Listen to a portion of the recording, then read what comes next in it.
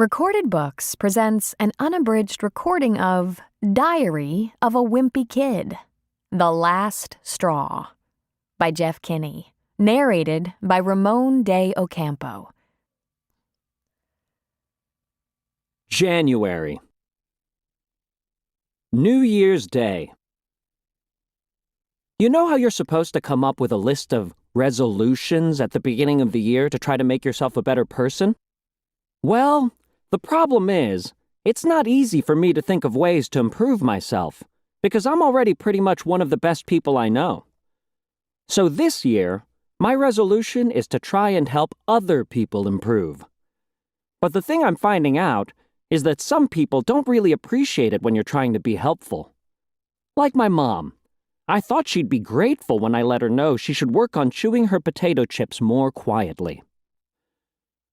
One thing I noticed right off the bat is that the people in my family are doing a lousy job sticking to their New Year's resolutions.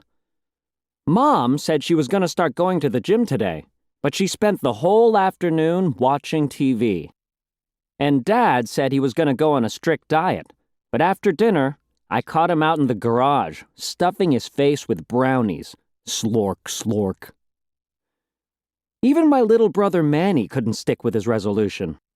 This morning, he told everyone that he's a big boy, and he's given up his pacifier for good. Then he threw his favorite binky in the trash. Mom and Dad clapped and clapped. Well, that New Year's resolution didn't even last a full minute. He dove right into the garbage can and sucked away. The only person in my family who didn't come up with a resolution is my older brother Roderick. And that's a pity, because his list should be about 1.5 miles long. So I decided to come up with a program to help Roderick be a better person. I called my plan, 3 strikes and you're out. The basic idea was that every time I saw Roderick messing up, I'd mark a little X on his chart. Well, Roderick got all 3 strikes before I even had a chance to decide what you're out meant. It only took 3 punches. Punch, punch, punch. They hurt. Anyway, I'm starting to wonder if I should just bag my resolution too. It's a lot of work, and so far I haven't really made any progress. Besides, after I reminded Mom for like the billionth time to stop chewing her potato chips so loud, she made a really good point.